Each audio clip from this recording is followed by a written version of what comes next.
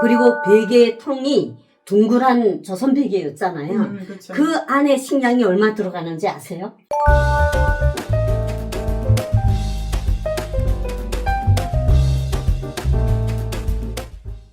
여러분 안녕하십니까? 안녕하세요. 예령입니다. 오늘 저희 방송에 또 새로운 게스트분 모셨습니다. 우리 게스트분께서 본인 소개 직접 하도록 하겠습니다. 안녕하세요. 네, 안녕하세요. 저는 포항에서 현재 살고 있는 노우주라고 해요. 반갑습니다. 네, 오늘 이렇게 만나뵙게 돼서 반갑습니다. 네. 언니 탈북한 지는 몇 년 되셨을까요? 탈북한 지는 2007년도에 네. 이제 한국에 들어왔으니까 그러셨군요. 한 17년 됐어요. 고향은 어디세요? 평안북도 정주에 젊은 시절을 보내고 음. 중매로 친척분들이 소개로 함경북도 청진에 와서 한 10년 가까이 살았거든요. 네. 북한 그때는 그 시절에는 연애 결혼이라는 게 별로 없었잖아요. 그렇죠. 좀 북한식으로 하게 되면 좀 이제 말그러진 애들이라 하잖아요. 맞아요. 네, 그런 애들이나 연애 결혼하지. 일반적인 사람들은 다 중멜로 이렇게 맞아요. 결혼하던 그런 시절이었잖아요. 그러면은 이제 청진에 오셔가지고 결혼 생활을 하신 거예요? 그렇죠.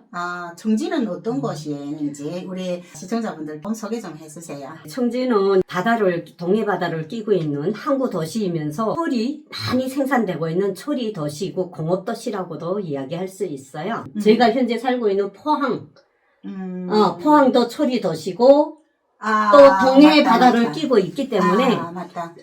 우리 대한민국의 포항하고 북한의 청진하고 비슷하다. 철이 도시이면서 동해 바다를 끼고 있는 그런 그렇기도 하고 제 생각에는 또 부산 정도로도 큰 도시잖아요. 그렇죠. 네, 우리 대한민국에서 포항하고 부산 했을 때 그래도 부산을 더 크게 치는데 부산에는 강철 공장이 없다는 그것을 해서 언니가 지금 그렇게 표현한 것 같은데 결혼 생활은 어땠는지 좀 그것도 좀 궁금한 게 있어요.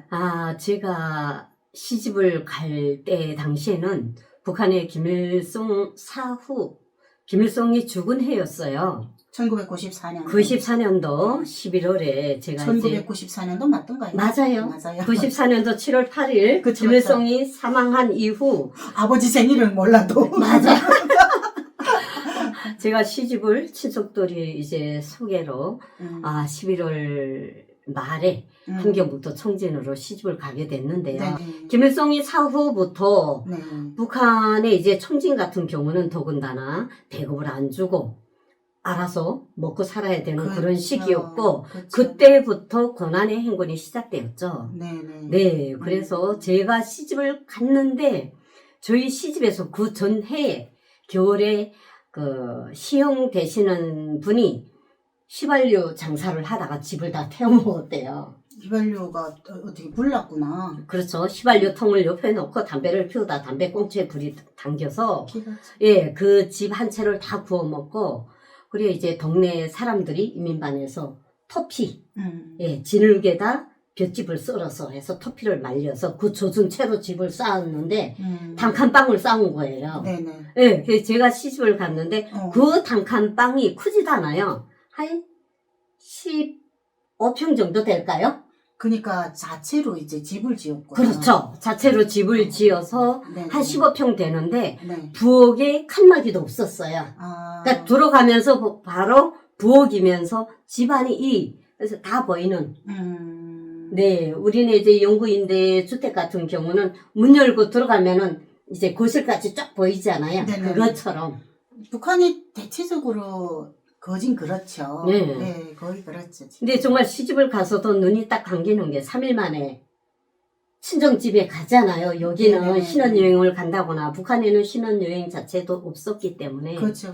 3일 만에 집에 어떻게 돌아갈 수도 없었고 그냥 눌러 앉아서 사는데 정말 눈이 딱 감기더라고요. 집이 시댁의 식구는 몇 명이었어요? 시댁의 식구 그때 시어머님이 계셨고 아버님은 안 계셨었어요. 네네. 시어머님이 계시고 이제 남편 신랑 그 형님 되시는 분 부부의 자식 둘이 있었거든요. 네네. 그 저까지 갔죠. 네. 남동생은 군에 나가 있었고. 그럼 다 해서 몇 명이었어요? 7명.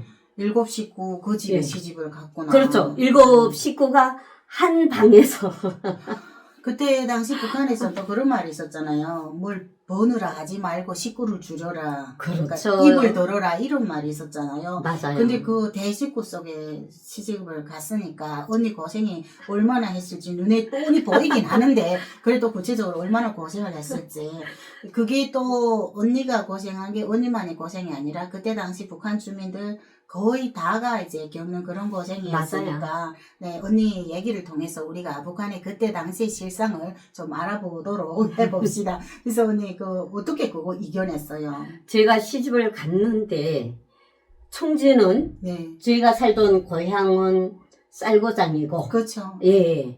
그래서 뭐 식량 구려운 줄을 모르고 살았는데 김일성이 사후에 와서 바로 95년이 됐잖아요. 네네네. 95년인데 신랑 직장이 탄광이었어요. 네. 나남 탄광이라 하면은 유명하잖아요. 알아요. 그런데 탄광에서도 배급을 안 주고 탄광도 안 줬어요. 안 줬어요.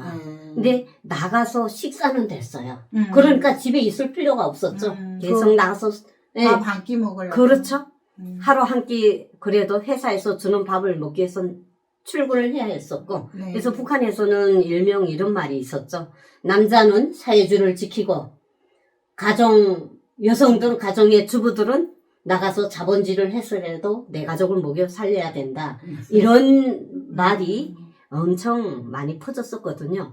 예, 저는 제가 시집을 올 때 어머님이 그쪽에 청진 쪽에는 함경북도는 쌀이 귀한 곳이어가지고 네. 옛날에 시집을 올 때는 이불도 섬이 깔개 5kg, 이불이 10kg에서 15kg. 맞아요. 이불 한 채가 막 그랬거든요. 덮음 무겁잖아요. 그쵸. 목화섬에. 그렇죠. 그리고 베개 통이 둥그란 조선 베개였잖아요. 그렇죠. 그 안에 식량이 얼마 들어가는지 아세요? 그- 그리고 베개 통이 둥그란 조선 베개였잖아요. 그렇죠. 그 안에 식량이 얼마 들어가는지 아세요? 또 들어가더라고요.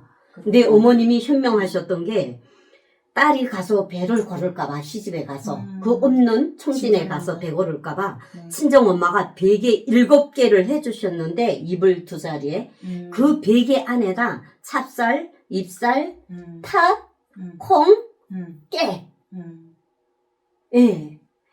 그 7개에다 그렇게 해줬어요. 그리고 식량은 식량대로 따로. 그래서 아이고. 남편 친구분들이 들러리 왔다가 그걸 다 싣고 기차에다 싣고 이제 왔는데 시집에 들어서니 그 광경인 거예요. 네네. 집도 좁지. 그리고 그 결혼식 상차림도 뭘 했게요? 제가 시집 올 때 해계준 그릇, 네. 접시, 네네. 수저 다 이렇게 탓으로 해계줘 갔어요. 네. 뭐 한 세트씩 그렇게 해간 게 아니고 저희 집에선 제가 맞딸이었기 때문에 사남이네 맞딸이었기 때문에 엄마가 친척분들이 엄청 잘해줬어요. 또 친정이 또 잘 살았고 네. 그리고 수저도 뭐 50개 젓가락도 50개 접시 사발 그릇들이 탓으로 이렇게 10타수 20타수 이렇게 해가지고 갔거든요. 그걸 가지고 상차림을 다 한 거예요. 결혼식 때. 뭐 그런 것도 막 없던가요? 없어요. 불에 다 타고 나니까 집기 자체도 없었지. 아, 그러니까 형님네가 그 시대가 같이 같이 살잖아. 살던 그렇게 그렇죠. 돌리나 네. 아. 그래서 3일 만에 뭐 어디 가지도 못하고 거기에서 부모님이 엄마가 이제 그때 시집 올 때 해줬던 그 식량을 베개를 헐어가지고 네. 그 식량으로 이제 먹기 시작했는데 아. 이렇게 살다가는 다 죽겠는 거예요.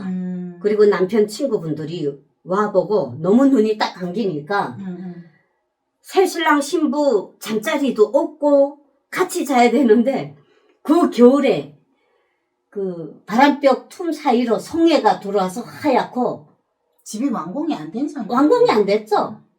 이게 벽지도 못 바른 상황이었으니까 아이고. 그러니까 친구분들이 이제 왔다가 안 되겠다 해서 한 달 열이틀 만에 네.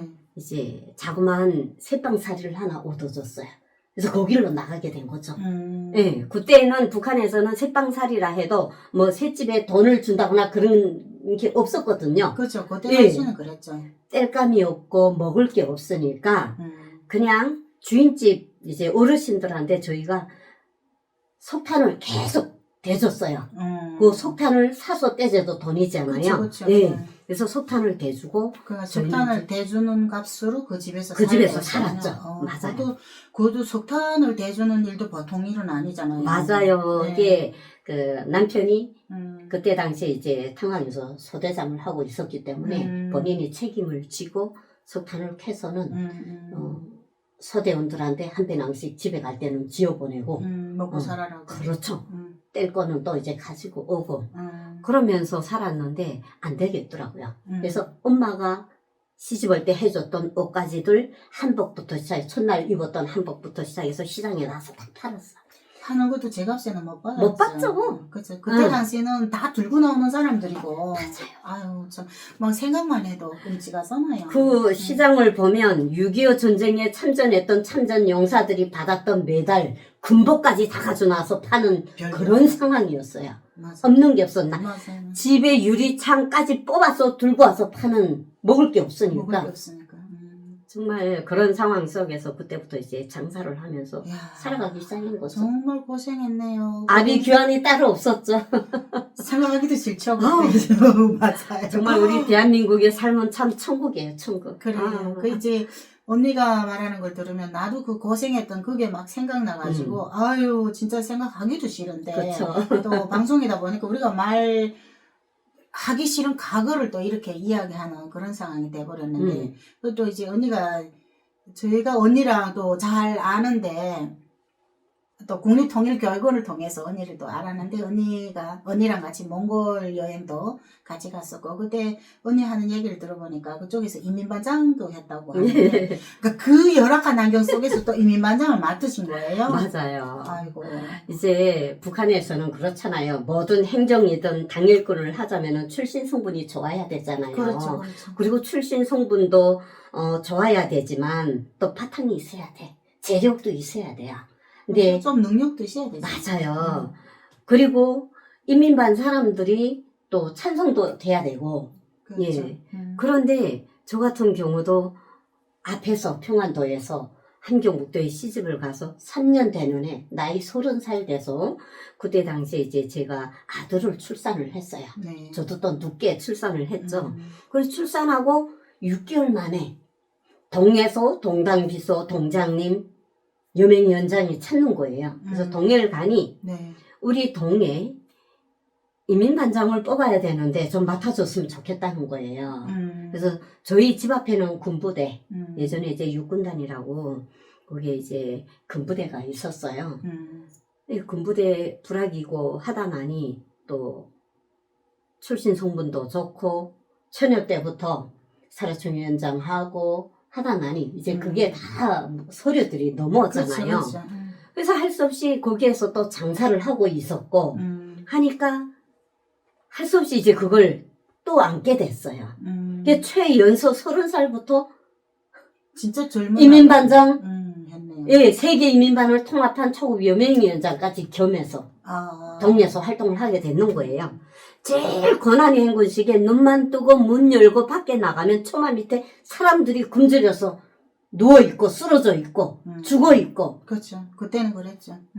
근데 이제 우리 한국 분들은 국가의 시체가 막 널브러졌다 이렇게 하게 되면 그게 무슨 소린가 이렇게 생각하거든요. 왜냐면 겪어보지 못했으니까. 근데 그 당시를 겪은 우리한테는 너무 익숙한 이런 얘기거든요. 언니가 거짓말한다 이게 아니라 그거는 뭐 청진만 그런 게 아니라 저희 지역에도 길에 나가게 되면 쭈그리고 앉아있거나 누워있는 사람은 시체였거든요. 맞아요. 네, 그런 상황에서 살아나온 그 과정에 또 그 열악한 환경에서 또 최연소라고 생각해도 과언이 아니겠다. 30살 이민반장이 있으면. 네. 그래서 저도 그때 그 일을 또 맡고 있으면서 내려놓고 싶다는 생각밖에 안 했어요. 왜냐면 62세대의 호주로서 그 집집마다 어떻게 사는 상황이 눈에 뻔히 안겨오잖아요. 그렇죠. 수입대 지출도 맞지 않고 장사한다고 해서 장사가 되는 것도 아니고 다 망해버리면은 하다못해 남한테서 돈을 꾸고 그 돈을 갚지 못하면 집까지 내놓고 할 수 없이 고지 생활을 하는 이런 사람들이 떼거지가 늘어나고 그때가 한참 그럴 때였거든요. 그렇죠. 근데 그 이민반장의 역할이라는 게 있잖아요. 그래 보게 되면은 이민반장 북한에는 막 이제 뭐 내라 동원 막 강제 동원 막 이런 게 굉장히 많은데 그런 데 대해서 맨 앞장에서 그걸 집행을 하고 그 이민 반원들을 동원시키는 게 이민반장의 역할이 되잖아요. 맞아요. 그러면 나도 이제 좀 가물가물하는데 그때 이제 막 내라 하면서 동원이랑 강제 동원이랑 이런 거에 대해서 언니가 네. 막 잘 기억하고 있는 거 있으면 그런 데 대해서 좀 얘기해 주세요. 맞아요. 내라는 게 너무 많았거든요. 철도 지원하자면은 장갑을 세대당 5켤레씩 만들어내라. 그래. 파철 내라. 또 파지 내라. 건설 현장에 낼 세멘트 내라. 못을 내라. 모래 내라. 농촌에 또 지원해질 파빈을 내라. 그 활창대 이런 것도 해내야 되고. 장대가 예. 그것도 내야 돼요. 맞아요. 아, 농촌에는 이제 모내기를 할 때 음.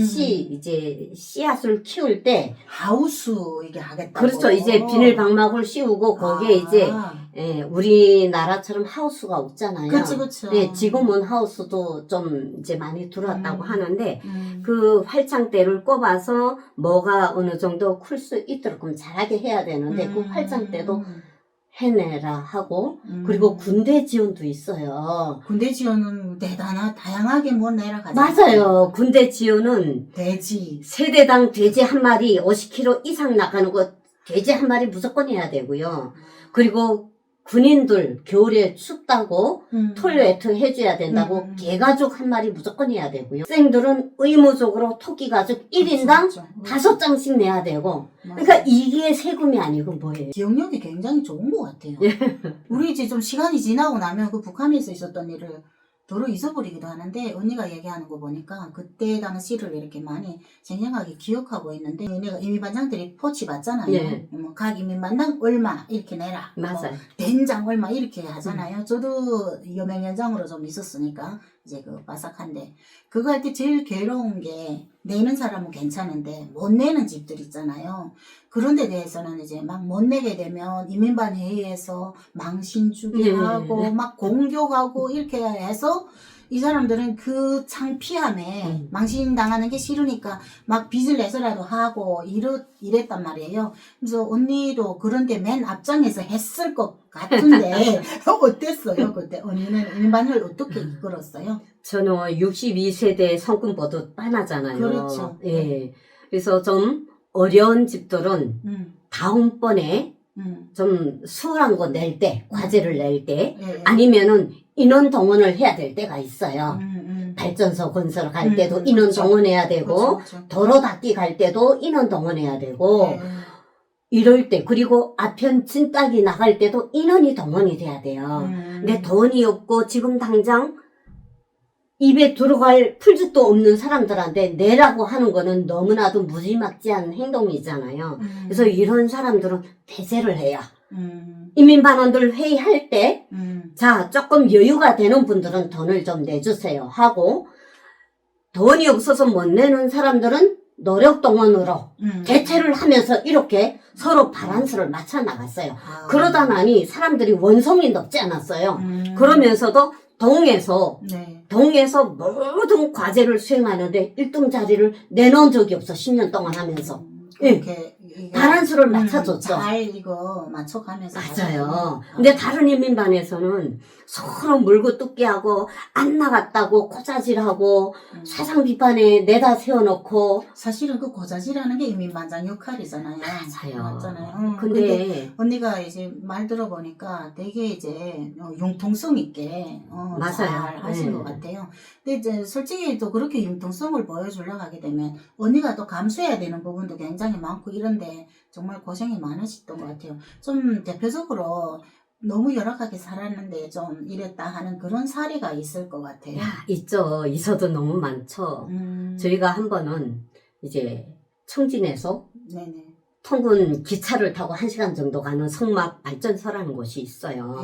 근데 한때 김정일 시대에도 그 발전소 건설을 너무 많이 했잖아요. 맞아요. 우리가 다 아는 오랑천 발전소 저는 몇 번이나 나갔어요. 맞아요. 예. 거기 동원. 그렇죠. 그런데 그 성막 발전소에 가가지고서 인원을 동원해서 가야 되는데 각 이민반마다 각 동마다 네. 이제 그간을 끊어줘요.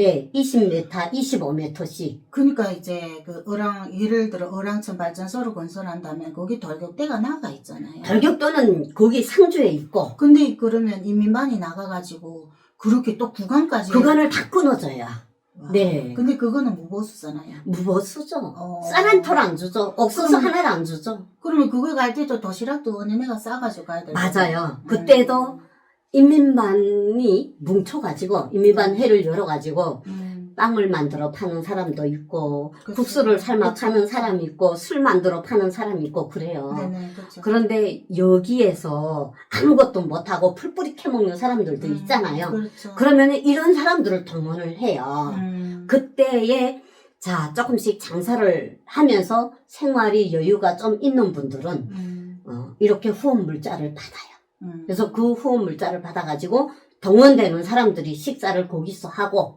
그리고 인민반장이 네. 많이 해야 돼요. 지원을. 맞아요. 예. 그래서 저는 항상 담배 한 버루가 그때 당시에 500원 했어요. 500원이면은 쌀을 거의 뭐 한 50kg 정도씩 한 가마씩 이렇게 살 돈이었거든요. 그렇죠. 그래서 그 정도씩 항상 저도 장사를 했었기 때문에 비치를 해놨었어요.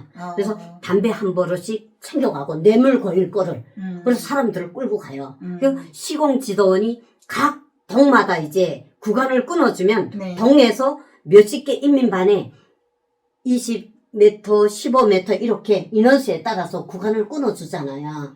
그러면 예, 그 구간을 끊어주는데 흙을 재날라야 되고 또 돌을 또 속축을 해야 돼요. 이게 다 끝나야 되거든요. 그래야 그게 하루 과정이에요. 일과예요. 그러면 우리 인민반이 20m를 받았어요. 근데 제가 데리고 간 인원들이 일을 할 수 있는 그런 일꾼들이 아니에요.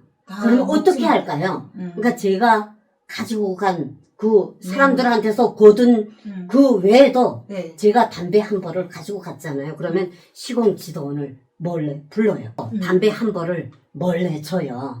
그리고 저희 인민반 20kg 받은 데서 10kg로 줄여요. 이게 머리를 써야 돼요. 그러면 손발이 고생을 안 하잖아요. 언니가 그건 정말 사업적 수완이 있는 예. 겁니다. 그렇게 해가지고 자 다른 사람들은 다른 동네에서는 흑마대를 지고 나를 때 우리는 남자들한테 돌부터 갖다 놓으라고 해요. 큰 돌부터 갖다 놔. 흙은 어디서든 캐올 수 있지만 돌은 속축하려면 마지막에 마무리할 때 속축을 하려면 돌이 없잖아요. 그렇죠. 그래서 저는 돌부터 먼저 갖다 놓으라 하고 그리고 돌을 이제 속축할 만큼의 돌을 비축해 놓고 마대에다 흙을 날라서 올라오면서 남자들은 속축을 하는 거예요. 그러면은 다른 인민반보다 다른 동보다 더 빨리 올라오잖아요. 근데 그렇게 하나를 하게 되면 그 돌 같은 거, 흙 같은 거 갖고 좀 막 싸우고 이러지. 싸우죠. 그렇겠죠. 엄청 싸우죠. 먼저 하려고. 북한은 모든 거를 도급제를 줘요. 도급제라는 게 서로 각 팀별로 경쟁을 만들어 놓거든요. 그래서 경쟁에서 치면 언제 올지 모르잖아요. 거기 일은 더 힘들고, 그렇죠. 일은 더 힘들고. 그래서 저는 그렇게 머리를 쓰고 그랬어요.